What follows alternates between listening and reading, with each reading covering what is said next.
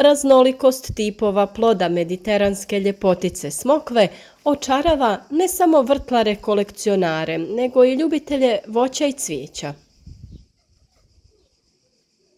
No jeste li znali da osim presađivanja izboja i savijanja grana u takozvane povale, smokvu možete još razmnožiti tehnikom margotiranja?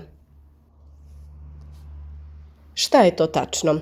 Znači, margotiranje je, rekli bi po domaćem, zračno razmnožavanje nekih biljaka, onih koje je naravno moguće tako razmnožiti, a smokva je jedna od takvih biljaka.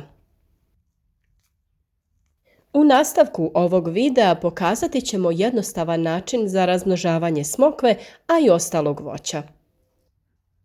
Ako želite razmnožiti omiljenu ukrasnu biljku koja ima odrvenjele izbojke, onda je margotiranje jedna od metoda pomoću koje možete dobiti novu biljku. Razmnožavanje margotiranjem ili zračnim povaljenicama na engleskom se kaže air layering, a to je stara kineska metoda stara oko 5000 godina. Zasniva se na ozljeđivanju izbojaka ili grana, cirka 30 cm ispod vršnog pupa, a to se radi od aprila pa dalje, nakon čega se mjesto ozljede omota vlažnim tresetom ili mahovinom i čeka razvoj novog korijenja. Pa krenimo redom. Odaberite zdrave i zrele drvenaste dvogodišnje grane smokvi koje planirate margotirati.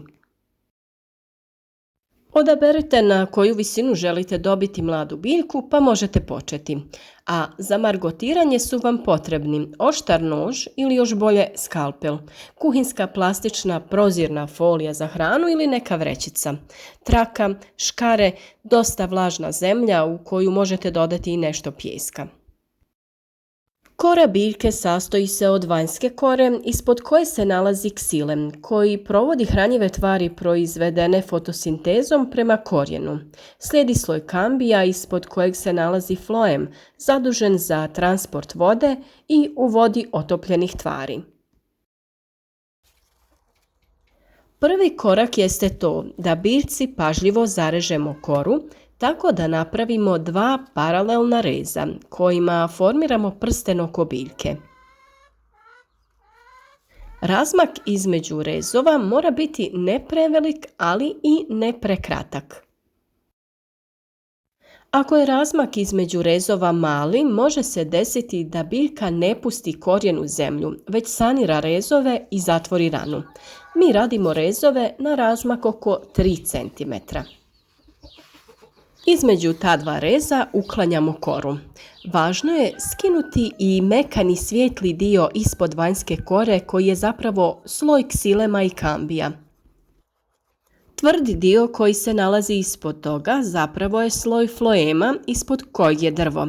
Time narušavamo proces kolanja tvari kroz biljku, a ona reagira tako da nastoji spriječiti da originalno korijenje ostane bez energije, pa na tom mjestu počinje stvarati novo korijenje. Da bi taj proces bio u kontroliranim uslovima, potrebno je omotati izrezani prsten plastičnom vrećicom koju smo napunili zemljom za cvijeće. Vrećicu razrežemo tako da sa obje strane ima otvor. A nakon toga vrećicu pažljivo navučemo na granu i postavimo na željeno mjesto. Ovdje morate biti oprezni kako ne bi oštetili ostale listove na biljci, da bi se ona dalje nastavila razvijati. Kao što ste prethodno vidjeli, uklonili smo samo 2 lista na mjestu gdje obavljamo postupak margotiranja. Zatvaranje gornje strane vrećice je sljedeći korak. Zalijepimo ga sa trakom i dodajemo zemlju koju smo prethodno namočili vodom. Bitno je samo da dobro zatvorite ovaj kraj kako se ovo sve ne bi raspalo. Nakon što smo sve dobro pričvrstili, pristupamo dodavanju zemlje.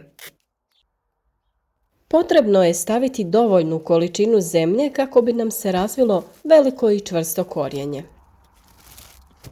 Na taj način će biljka odmah nastaviti sa daljnjim razvojom nakon presađivanja. Nekada je dovoljno pri dodavanju zemlje dodati vodu u nju, a nekada moramo tu zemlju zalijevati. Upravo zato ovu gornju stranu možete vezati sa špagom, pa povremeno svakon 7 dana otvarati i dodavati nešto vode. A možete i pomoću neke šprice ubrizgati povremeno malo vode, ali za ovakvu vrstu ukorjenjavanja potrebne su jako male količine vode, pa nemojte pretjerivati. Zemlja mora biti zbijena i stisnuta oko grane, a naravno i ova gornja strana mora biti čvrsto zatvorena.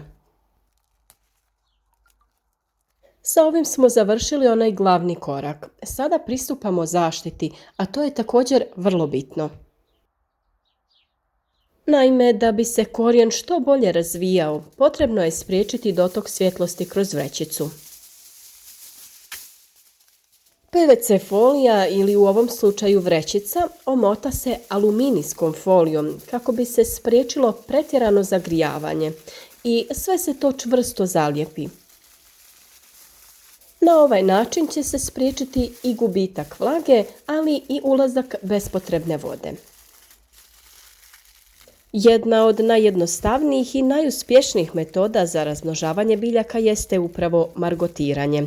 Osim za obnovu starih biljaka, ponekad se može primijeniti i u bonsai hobiju.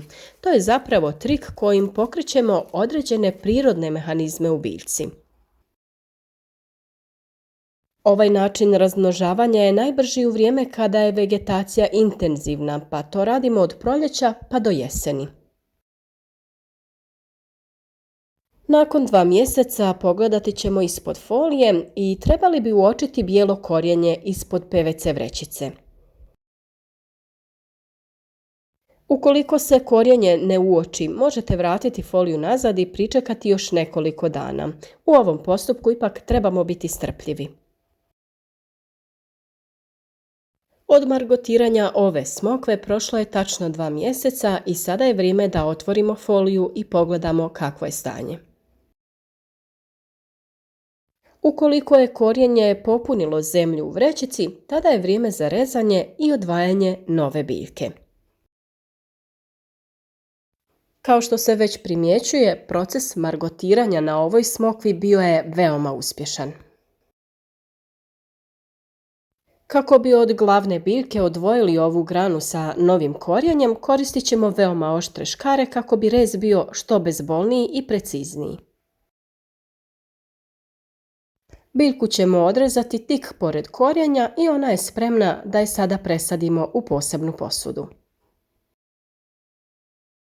Ova biljka se može presaditi direktno u zemlju, ali ipak proces prilagodbe bit će bolji u nekoj posebnoj posudi ili vazni.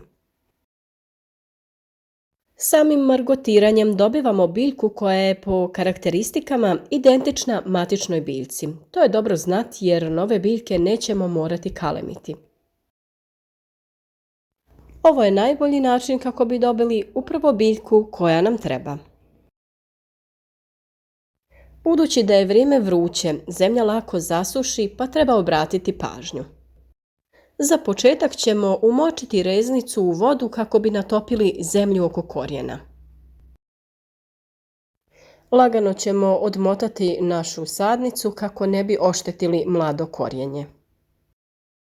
Margotiranje naravno ima svoje nedostatke, a i prednosti. Kao prednost margotiranja može se reći da je riječ o metodi razmnožavanja koja se vrlo uspješno koristi kod nekih vrsta koje se teško zakorjenjavaju drugim metodama. Druga prednost je što se u startu dobiju veće sadnice, za razliku od generativnog načina uzgoja. Kod samog razmnožavanja koristi se jednostavan alat i pribor koji je dostupan u svim vrtnim centrima. A nedostatak margotiranja očituje se kroz malu učinkovitost jer metoda je prikladna za relativno mali broj vrsta, a s druge strane kod nekih vrsta dugotrajan je proces ožiljavanja, mjesto povrede je sklono isušivanju, pa su potrebne redovne kontrole.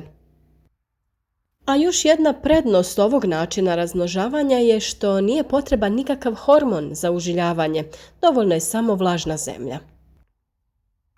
Pri sadnji reznice u odvojenu posudu na dno možete staviti neku drenažu kako bi odvodili višak vode u dublje slojeve, a s obzirom da je ovo samo privremeno, nećemo dodavati posebnu drenažu jer će ova biljka uskoro da se presadi negdje na imanju. Na ovaj način možete razmnožiti i mnoge druge biljke poput fikusa, kamelija, javora, magnolija i rododendrona, te naravno različitog voća. Kako bi lakše pristupili presađivanju, višak ove originalne grane možete odrezati, ali pritom pazite da ne oštetite korijenje. Mlado korijenje sa zemljom lagano rukama raširite i rasporedite po posudi. Nakon toga naspite dovoljno zemlje i obilno zalijte. I još jednom da ponovimo, razmak između dva reza preko kore ne smije biti premali jer bi drvo u dobroj kondiciji moglo zatvoriti ranu i ponovno uspostaviti protok hranjivih tvari. U tom slučaju korijenje se neće razviti. Najbolja širina prstena je od 3 do 4 cm, na granama promjera do 5 cm. Rezove treba napraviti oštrim alatom kako bi rubovi bili što ravniji, čime se smanjuje vjerovatnost truljenja ili pojave bolesti. Ako se prilikom skidanja kore rubovi reza oštete, treba ih oštrim alatom ponovno izravnati pa tek onda nastaviti postupak. A postoje i biljke neprikladne za margotiranje kojima će dio iznad prstena jednostavno propasti. Ovaj način može se primjenjivati i na različitim drugim biljkama i užiljavanje će biti jako brzo. Mi smo ovaj postupak također isprobali na našem limunu, o čemu video imate već na našem kanalu. Dovoljno je samo nekoliko sedmica i vaša biljka će pustiti korijenje. Može se primijeniti i kod jabuka, ali užiljavanje u ovom slučaju traje skoro pola godine. Ipak i tada se isplati čekati ako ćemo na taj način spasiti neku našu staru voćku koja nam je draga, a već je pri kraju svog životnog vijeka. Eto, nadamo se da će vam ova metoda pomoći i da ćete, ukoliko budete imali potrebu, razmnožiti neko voće ili cvijet, da ju isprobate.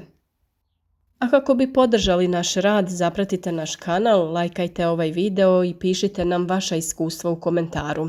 Naravno, naše videe možete podijeliti i na društvenim mrežama. Pišite nam i o vašem načinu razmnožavanja biljaka i nekim inovativnim načinima uzgoja voća i povrća. Svima vama koji nas redovno pratite i javljate se u komentarima, zahvaljujemo na vašem doprinosu ovoj našoj maloj zajednici, a svima šaljemo puno lijepih pozdrava do sljedećeg videa.